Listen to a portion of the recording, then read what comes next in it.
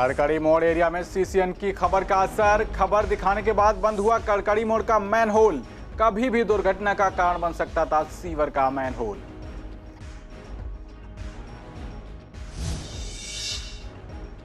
Gita colony में मजाक मजाक में काल के गाल में समाये दो दोस्त। गुदगुदी करना दो दोस्तों को पड़ा भारी। छत पर चारदीवारी न होने से नीचे गिरे दोनों दोस्त, दोनों की हुई मौत। टीकाकरण में अब तक फिसड्डी रहे शाहदरा जिले ने शनिवार को कर दिखाया कमाल। टीकाकरण में शतक लगाकर सभी को किया हैरान। पंचशील अस्पताल ने तोड़ा टीकाकरण का रिकॉर्ड। 109 लोगों को टीका लगाकर बनाया नया कीर्तिमान। नॉर्थ और ईस्ट एमसीडी की 5 सीटों पर अगले महीने उपचुनाव। जीत का दावा कर रहे तीनों ही पार्टियों के नेता। उपचुनाव की तैयारी में कार्यकर्ताओं में देखी जा रही होड़।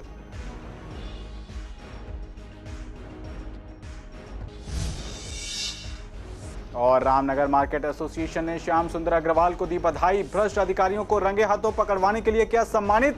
बोले निगम पार्षद श्याम सुंदर अग्रवाल, बख्शे नहीं जाएंगे भ्रष्ट अधिकारी।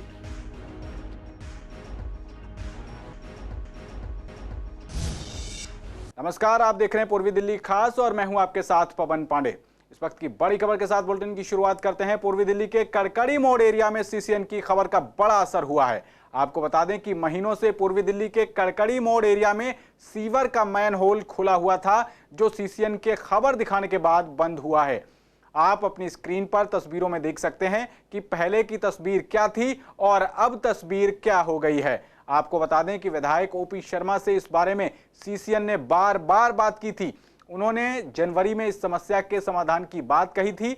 गौरतलब है कि सीवर का ये मैनहोल कभी भी दुर्घटना का कारण बन सकता था। इसको सीसीएन बराबर फॉलो कर रहा था। खबर को फॉलो करने के बाद प्रशासन जागा और अब सीवर का मैनहोल ठीक करा दिया गया है। तो आगे बढ़ते हैं। सावधानी हटी, दुर्घटना घटी। ये लाइनें अक्सर सुनने और पढ़ने को मिलती हैं, लेकिन इस पर अमल बहुत कम लोग कर पाते हैं। ऐसा ही एक वाकया गीता कॉलोनी में देखने को मिला है, जहां शनिवार को दो दोस्त मजाक मजाक में दुनिया को अलविदा कह गए। मिली जानकारी के मुताबिक फैक्ट्री की छत पर दोनों एक दूसरे को गुदगुदी करके मजाक कर रहे थे। छत की चारदीवारी नहीं थी। दोनों मजाक में इतने मग्न हुए कि छत से सीधे गली में जाकर गिरे। मृतकों की पहचान शफीक और शकील के रूप में हुई है। दोनों शादीशुदा थे। पुलिस के मुताबिक शफीक परिवार के साथ जाफराबाद इलाके में रहते थे। उनके परिवार में पत्नी और अन्य सदस्य हैं, जबकि शकील भी उनके घर के पास ही अपने परिवार के साथ रहते थे। दोनों अच्छे दोस्त थे। शनिवार को दोनों काम पर गए थे। दोपहर में लंच करने के लिए फैक्ट्री की छत पर चले गए, ताकि खाने के साथ धूप का आनंद भी ले सकें। दोनों ने साथ में खाना खाया और उसके बाद दोनों एक दूसरे से हंसी मजाक करने लगे। छत पर सिर्फ सीढ़ियों के लिए दरवाजा लगा हुआ है, छत की चारदीवारी नहीं है। दोनों मजाक करते हुए छज्जे के पास आ गए और अनियंत्रित होकर एक साथ दोनों गली में जा गिरे। दोनों के गिरते ही फैक्ट्री के साथ इलाके में हड़कंप मच गया। आनन फानन में दोनों को अस्पताल में भर्ती करवाया गया, जहां डॉक्टरों ने उन्हें मृत घोषित कर दिया। वहीं फिलहाल पुलिस केस दर्ज कर मामले की जांच कर रही है। गणतंत्र दिवस का मौका है और पुलिस भी पूरी मुस्तैदी से अपने काम को अंजाम दे रही है। बावजूद इसके अपराधी किसी भी वारदात को अंजाम देने से नहीं चूक रहे हैं। ऐसे ही दो चोरों को कृष्णानगर थाना इलाके के कांति नगर में चेकिंग चलने के दौरान पकड़ा गया है। कांति नगर में चेकिंग चल रही थी। पुलिस ने रोककर जब दो व्यक्तियों से पूछताछ की तो वो भागने लगे, जिसके बाद पुलिस ने दोनों को दबोच लिया और जब उनकी बाइक देखी तो वो भी चोरी की निकली। वहीं पूछताछ के बाद चोरों के पास से 2 बाइक और 1 स्कूटी बरामद हुई है। साथ ही लूटे गए 8 मोबाइल फोन भी बरामद हुए हैं। वहीं चोरों की पहचान यश वर्मा और इरफान के रूप में हुई है। आपको बता दें कि यश वर्मा पर पहले से 9 मुकदमे दर्ज हैं और वो कुछ दिनों पहले ही जेल से रिहा होकर आया है। वहीं दूसरे चोर इरफान पर पहले का कोई मामला दर्ज नहीं है। तो वहीं किसान आंदोलन केवल बातचीत और फैसले का आंदोलन नहीं है। किसान आंदोलन को 2 महीने गुजर चुके हैं। दिल्ली के गाजीपुर बॉर्डर पर बैठे हुए इन 2 महीनों की काफी उपलब्धियां हैं कि कैसे किसानों ने धीरज और अनुशासन का सहारा लेते हुए सरकार के संवाद को बनाए रखा। सरकार का फैसला ठुकराया भी, लेकिन अधीर नहीं हुए। हर बार बातचीत का फैसला न निकलने के बाद भी धैर्य बनाए रखा। हालांकि सरकार ने भी अपनी तरफ से काफी सुस्ती दिखाई, तभी तो 11 दौर की बैठक होने के बाद भी फैसला नहीं निकला। अब ये आंदोलन 26 जनवरी में किसानों की ट्रैक्टर परेड तक जा पहुंचा है। आंदोलनकारी और किसान संगठन के नेता काफी समय पहले से ट्रैक्टर परेड का ऐलान कर चुके थे। हालांकि शनिवार को उन्हें पुलिस की तरफ से दिल्ली में परेड करने की परमिशन दे दी गई।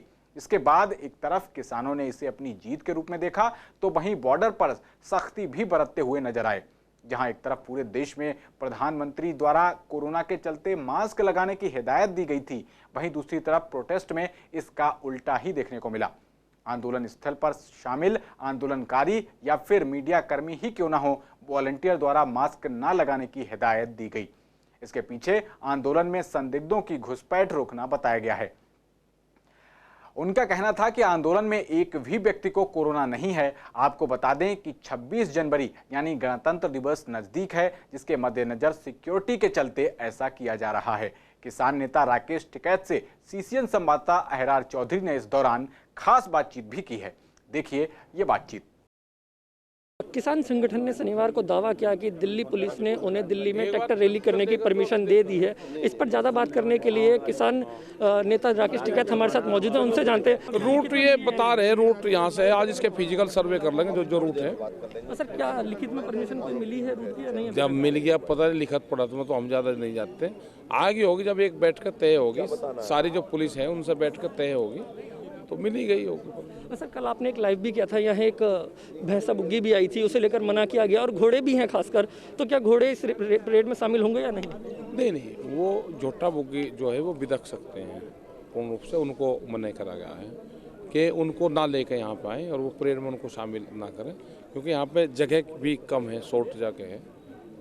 सर गाजीपुर बॉर्डर से कितनी लंबी परेड निकलेगी या कहाँ तक जाएगी, आपके क्या रूट हैं? क्या पता कितनी लंबी जाएगी, कहाँ से जाएगी, ये तो गांव में आग लग रहे लोग। तो आपने क्या रूट, कोई रूट बताया है कि यहाँ से किस? नहीं, ये तय हो जाए आगे यहाँ से और आनंद विहार की तरफ को, तो आगे ऐसे रूट तय हो जाए। पोस्टर तो वायरल हो ही रहा है, लेकिन वहाँ से किसानों के फोन भी आ रहे हैं। वास्तव में उनको तेल नहीं दिया जा रहा है। कल शाम से परेशान किया जा रहा है और आज तो बिल्कुल बंद कर दिया। ट्रैक्टर वहीं पे रुके हुए हैं। हमारे टिकैत साहब ने भी बोल दिया कि जहाँ जहाँ पे आप लोगों को तेल नहीं दिया जा रहा, वहाँ पे सड़कें जाम कर दो। भारत का किसान तो 60 दिन से दिल्ली की सीमाओं पर था। क्या यहाँ बसापत नहीं है? क्या सबसे दुनिया के सबसे निराले लोग दिल्ली में ही रहते हैं? जहाँ हम आज बैठे हुए हैं यहाँ लोग नहीं रहते। उनसे पूछो, वो लोग यहाँ आते हैं, जाते हैं, हमसे मिलते हैं। यहाँ की जो लोकल जनता है और वो कितने प्यार से हमारा साथ दे रही है। अब गाजीपुर बॉर्डर पर भी सिक्योरिटी बढ़ा दी गई है, सीसीटीवी कैमरे लगाए गए हैं और खासकर 500 वॉलंटियर्स की यहाँ सिक्योरिटी बढ़ाई गई है। ये सब कुछ किसानों की तरफ से किया जा रहा है। कैमरामैन महेंद्र बोरा के साथ अहरार चौधरी, सीसीएन। तो आगे बढ़ते हैं। टीकाकरण में अब तक फिसड्डी रहा शादरा जिले ने शनिवार को कमाल कर दिखाया। जिले ने टीकाकरण में शतक लगाकर सभी को हैरान कर दिया है। इस शतक के साथ ये राजधानी का पहला ऐसा जिला बन गया है। वहीं उत्तरी पूर्वी जिले के पंचशील अस्पताल ने यमुना पार के केंद्रों के टीकाकरण का रिकॉर्ड तोड़ते हुए 109 लोगों को टीका लगाकर नया कीर्तिमान बनाया है। शादरा जिले में 5 सरकारी और एक निजी अस्पताल में टीकाकरण केंद्र बने हुए हैं। यमुना पार में सबसे ज्यादा केंद्र शाहदरा में हैं। इसमें से 2 केंद्र जीटीबी और राजीव गांधी सुपर स्पेशलिटी अस्पताल हैं, जहां टीकाकरण के साथ ही कोरोना संक्रमितों का इलाज भी चल रहा है। ये किसी चमत्कार से कम नहीं रहा। अधिकारियों की छुट्टी होने के बाद भी ये साबित कर दिखाया कि अगर मेहनत की जाए तो कामयाबी कदम जरूर चूमती है। जिला प्रशासन के अधिकारियों ने टीकाकरण के ग्राफ को बढ़ाने के लिए काफी मशक्कत की। मिली जानकारी के मुताबिक राजीव गांधी सुपर स्पेशलिटी अस्पताल, दिल्ली राज्य कैंसर संस्थान, जीटीबी अस्पताल, डॉक्टर हेडगेबार आरोग्य संस्थान, शांति मुकुंद अस्पताल, ईएसआई अस्पताल झिलमिल में 100 के टारगेट में 100 लोगों को टीका लगाया गया। वहीं उत्तर पूर्वी जिला के जग प्रवेश चंद्र अस्पताल में 97, पंचशील अस्पताल में 109 लोगों का टीकाकरण किया गया। इसी के साथ पूर्वी जिला के लाल बहादुर शास्त्री अस्पताल में 39, धर्मशिला नारायणा अस्पताल में 90, चाचा नेहरू बाल चिकित्सालय में 78, मैक्स अस्पताल पटपड़गंज में 100, मेट्रो अस्पताल प्रीत विहार में 50 लोगों को कोरोना की वैक्सीन लगाई गई। मामले में सबसे फिसड्डी साबित रहा शादरा जिला ने शनिवार को कमाल कर दिखाया है। शादरा जिला में 6 टीकाकरण केंद्र हैं, जहां 6 के 6 केंद्रों में सैकड़ा लगा है, शतक लगा के दिखाया। ऐसा करने वाला राजधानी में पहला जिला भी बन गया है। आपको बता दें, आज से पहले यमुना पार में सबसे फिसड्डी साबित रहा शादरा जिले ने इस शनिवार को एक कीर्तिमान खड़ा किया और 6 के 6 केंद्रों में 600 के 600 टीकाकरण किए गए हैं। कैमरामैन महेंद्र बोरा के साथ अहरार चौधरी, CCN। नॉर्थ और ईस्ट एमसीडी की 5 सीटों पर अगले महीने उपचुनाव होने हैं। आपको बता दें कि नॉर्थ एमसीडी में वार्ड 32 और 62, ईस्ट एमसीडी में वार्ड 41, 8 और 2 के लिए अगले महीने उपचुनाव होने हैं, जिस पर तीनों ही पार्टियों के नेता अपनी अपनी जीत का दावा कर रहे हैं। तीनों ही पार्टियों के नेताओं का कहना है कि उन्होंने पूरी तैयारी कर रखी है। बीजेपी नेता राम किशोर शर्मा, आम आदमी पार्टी के नेता अतुल गुप्ता और कांग्रेस नेता नरेंद्र नाथ का कहना है कि उपचुनाव को देखते हुए कार्यकर्ताओं में होड़ देखी जा रही है। वहीं तीनों ही पार्टियों के नेता अपनी अपनी जीत का दावा कर रहे हैं। देखिए क्या कुछ कह रहे हैं दिल्ली की तीनों मुख्य पार्टियों के नेता। देखिए, तैयारी तो हमारी चुनाव की, जनता की सेवा ही हमारी चुनाव की तैयारी है। जब हम जनता की सेवा करते हैं तो हमारी चुनाव की तैयारी होती रहती है। उसके अलावा जनता को जागरूक करना, जनता को जानकारी देना, ये भी हमारा काम है। इस काम को भी हम करते रहते हैं। भी किसी भी तरह का कोई भी चुनाव होता है, उसके अंदर कार्यकर्ता और पार्टी से बाहर के लोग सभी कोशिश करते हैं कि यहाँ से वो जनता की सेवा करने का मौका उन्हें मिल जाए और उन्हें टिकट मिल जाए। इसके लिए पार्टी के कार्यकर्ता भी कोशिश करेंगे, बाहर के लोग, दूसरी पार्टी के लोग भी हमारी पार्टी में आके टिकट लेने की कोशिश करेंगे। ये सब तो चलेगा, लेकिन हम उस व्यक्ति को, जो मेरी सोच है, मैं ये सबकी तरफ से नहीं कह सकता, सिर्फ अपनी तरफ से कह सकता हूँ। मेरी ये सोच ये है, जो सबसे काबिल इंसान है और जो ईमानदार है, चरित्रवान है, उसको टिकट मिलना चाहिए। तो तैयारियां जोरों से चल रही हैं? तैयारियां तो चल रही हैं, तो हमारी लगातार चल रही है। देख ही रहे होंगे, अलग अलग मुद्दों पे हम भी कर रहे हैं, भारतीय जनता पार्टी वाले भी कर रहे हैं, कांग्रेस वाले भी कर रहे हैं।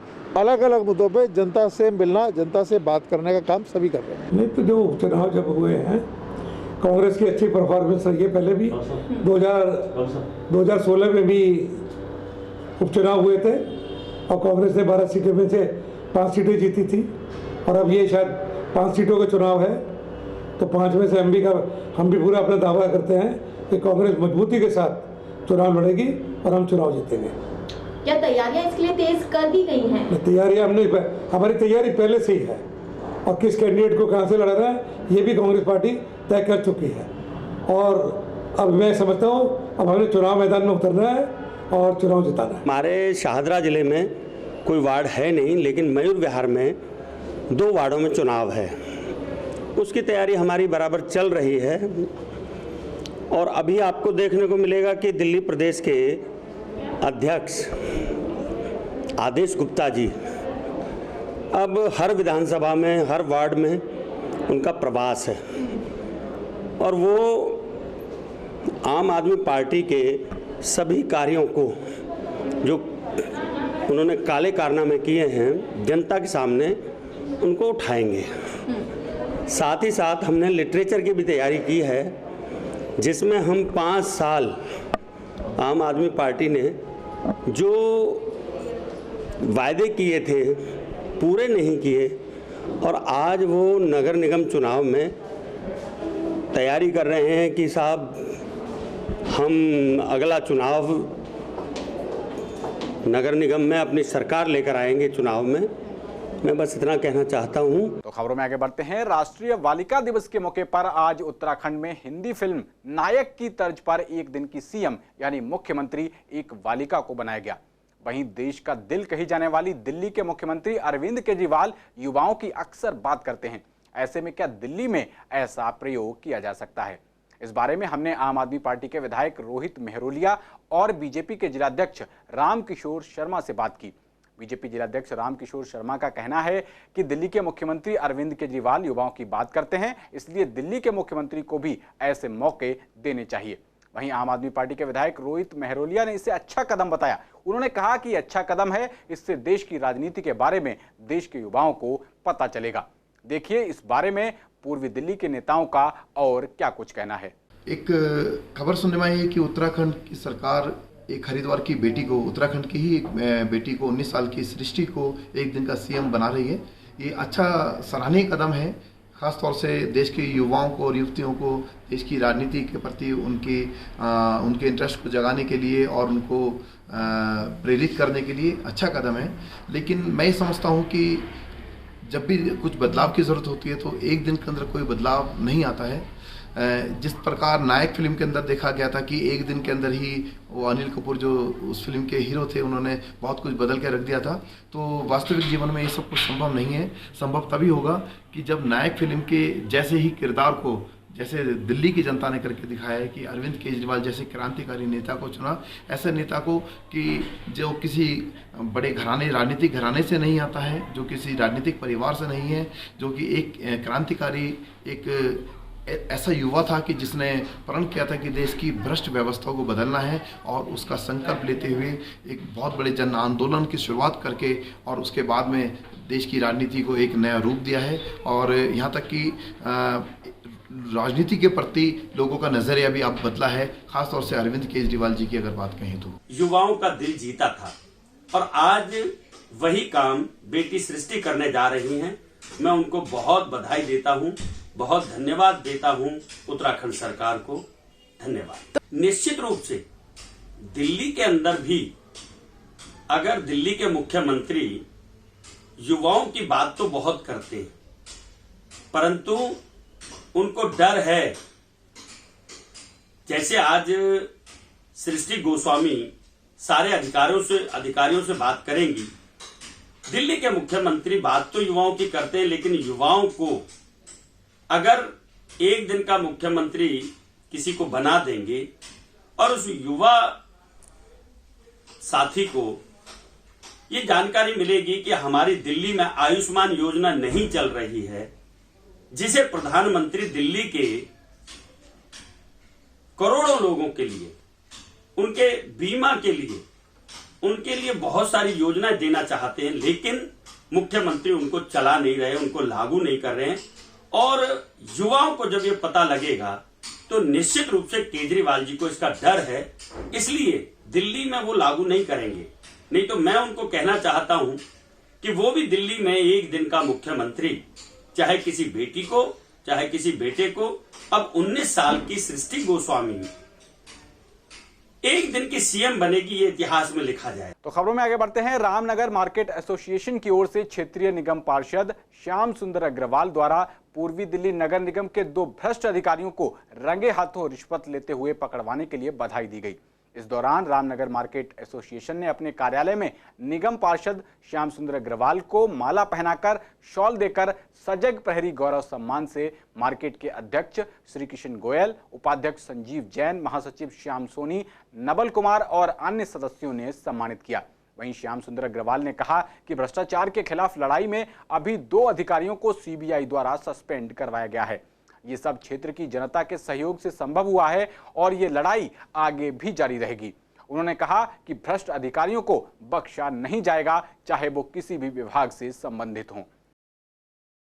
मैं पिछले काफ़ी समय से देख रहा था कि जो हमारे अधिकारी हैं, चाहे बिल्डिंग विभाग के हों, चाहे निर्माण विभाग के हों, चाहे हाउस टाइप विभाग के हों और चाहे फैक्ट्री विभाग के हों, ये इनका अंकुश लगाना मुश्किल हो गया था। मैं अभी आपको ताज़ा घटना बताना चाहता हूं कि एक लाइसेंस इंस्पेक्टर LI मोगन, जिसकी वीडियो मैंने DC नेडू चेजन जी को भेजी थी और मैंने कहा इस पर एक्शन लिया जाए, उन्होंने इस पर कोई एक्शन नहीं लिया। इसके अलावा एक और थे जो डैम्स में नियुक्त थे, लेकिन वो जहाँ पे हमारा माल जमा होता है जनरल ब्रांच में, वहाँ पे रात को भी घूमते पाए गए और शाम को माल बेचते पाए गए। उसकी भी वीडियो मैंने बना के उनको नेडू चेजन जी को भेजी, लेकिन उन्होंने कोई कार्रवाई नहीं की। एक पहले सस्पेंड हुए थे लव कुमार जी, वो सस्पेंड होने के 2 दिन बहाल हो गए, बल्कि उनको प्रमोशन दे दिया गया। जिस इंस्पेक्टर को मैंने माल बेचते पकड़ा गया था, उसको उसी स्टोर का इंचार्ज बना दिया गया। ऐसा देख के लगा कि बिल्कुल ये निरंकुश हो गए हैं, इनको कहने का फ़ायदा नहीं है। मैंने जो AC अलका जी को भी शिकायत की, मैंने कमिश्नर को भी शिकायत की है, लिखित में शिकायतें की हुई हैं, लेकिन कोई भी एक्शन लेने को किसी पे तैयार नहीं था। मुझे, और मैंने एक बार कहा भी था कमिश्नर महोदया को, महोदया आपके टाइम में भ्रष्टाचार बहुत बढ़ गया है और आप भ्रष्टाचार की जननी हैं, आप इनकी मुखिया हैं। लेकिन मुझे लगा कि कोई काम नहीं होने वाला। मैंने अपने जो फैक्ट्री डिपार्टमेंट यहाँ पे घरेलू उद्योग चलाते हैं, मैंने उनको सबको कहा यदि कोई आपसे पैसे मांगे तो बताएं। एक विनोद कुमार गुप्ता जी मेरे सामने आए, उन्होंने कहा जी मेरे 5 सहयोगी हैं, मेरे रिश्तेदार जो अपने घरेलू उद्योग चलाते हैं, लेकिन उनसे 1 लाख रुपये मांगा जा रहा है और 60 हज़ार में मामला तय हुआ है। मैं आप मेरे साथ सीबीआई में चलिए। उनको सीबीआई में लेके गए और लगातार 3 दिन की मेहनत के बाद उस व्यक्ति को, ए के रॉय को, उसके अलावा एओ रावत को पकड़ा गया। हमारी मजबूरी बन गई थी, हम भी नहीं चाहते सीबीआई में जाया जाए। तो न केवल भ्रष्टाचार से मुक्ति मिलेगी बल्कि हमारे कार्य भी सुगमता से होंगे। हम लोगों को निगम को अपना परिवार समझते हुए उसके टैक्सेस को सही समय पे चुकाने की जिम्मेदारी हम सब लेते रहे। आज भी हमने ये संकल्प लिया है कि मार्केट से निगम का टैक्स अधिकतम हो। हम सब जेन्युइनली काम करें और फिर कोई तकलीफ देता है तो आदरणीय श्याम जी जैसे सजग प्रहरी हमारे बीच मौजूद हैं, जो हम लोगों को मिल करके इन भ्रष्टाचार से सबसे मुक्ति दिलाएंगे। आज रेगमा के अध्यक्ष आदरणीय गोयल साहब, हमारे उपाध्यक्ष श्री संजय जी, कार्यकारिणी सदस्य नवल जी, सभी लोग मिल करके हम सब ने रेगमा के आज सजग प्रहरी गौरव सम्मान से आज इनको सम्मानित किया। परेशान तो बहुत किया थी पीछे, लेकिन हमने कई बार शिकायत भी पहले की है। मैंने श्याम जी से भी पहले शिकायत किया कि इसी तरह लाइसेंस के कई ऑफिसर, इंस्पेक्टर हमारी मार्केट में आके तंग करते हैं। श्याम जी ने इसको आगे लिया और इन्होंने ही हमारे इस काम को, ये लाइसेंस बनने लगे थे तब हमारे श्याम जी ने हमारे आगे किया था कि भाई इसको लेकर भाई साहब कहाँ तक रोक लगेगी। इस तरह तो रोक बहुत मुश्किल है। 1-2 आदमी पकड़ने जाने से भ्रष्टाचार खत्म थोड़ा हो जाएगा। सारा भ्रष्टाचार भरा पड़ा सारे एमसीडी। तो बाजार में तेल, दालों और घर गृहस्थी की जरूरी चीजों के रेट बढ़ने की खबरें सामने आई हैं। इससे आम जनता की रसोई पर कैसा फर्क पड़ रहा है और बदलते रेट्स उनके बजट पर किस तरह असर डाल रहे हैं, इस बात का जायजा लिया सीसीएन संवाददाता वंदना कश्यप कैंथ ने। इस दौरान आम जनता का कहना था कि तेल, दालों की महंगाई से जनता परेशान है, उनकी रसोई का बजट खराब हुआ जा रहा है। जनता ने कहा कि बढ़ती महंगाई की वजह से गुजारा करने में दिक्कत हो रही है और हम पर लगातार महंगाई की मार पड़ रही है। महंगाई भी इतनी बढ़ रही है दिन पे दिन। तेल भी महंगा हो गया, 130-120 रुपए लीटर हो रहा है तेल, 150 रुपए लीटर हो रहा है। कैसे गरीब आदमी किचन अपना कैसे संभालेगा? ना तेल के तो कोई काम होना नहीं है। सब्जी के लिए तो तेल चाहिए ही चाहिए। बहुत ज़्यादा दिक्कत आ रही है। रसोई पे बहुत, बजट पे बहुत फ़र्क पड़ा है। हम महिलाओं को हर चीज़ बनाने में सोचना पड़ता है कि देखो इतना तेल इसमें लगेगा, इतना इसमें लगेगा, इतनी चीज़ महंगी हो रही है, सब चीज़ महंगी हो रही है। और अभी काम वगैरह पे सब इतना नहीं है, इंक्रीज़ नहीं हुआ है जब से लॉकडाउन हुआ है, कोरोना का चल रहा है। तो इस चक्कर में महिलाओं को बहुत ही सोचने, मतलब टेंशन वाली बात है कि क्या करें और क्या नहीं करें, किस किस चीज़ में बचत करें। जिस हिसाब से घर की रसोई के हिसाब से बहुत ज़्यादा, जैसे अभी मम्मी बता रही थी मेरे को कि सरसों का तेल काफ़ी महंगा हो गया, रिफाइंड ऑयल काफ़ी ज़्यादा महंगा हो गया। तो इन चीज़ों को देखते हुए घर की रसोई में बहुत ज़्यादा असर आएगा और आ भी रहा है। हर कुछ भी खाने जाते हैं तो जो चीज़ हमें 100 रुपीज़ के आसपास परचेस होती थी, बट लेकिन अब उसके भी रेट काफ़ी बढ़ गए हैं। तो इस बुलेटिन में मेरे साथ इतना ही। बाकी खबरों के लिए देखते रहिए सीसीएन। नमस्कार।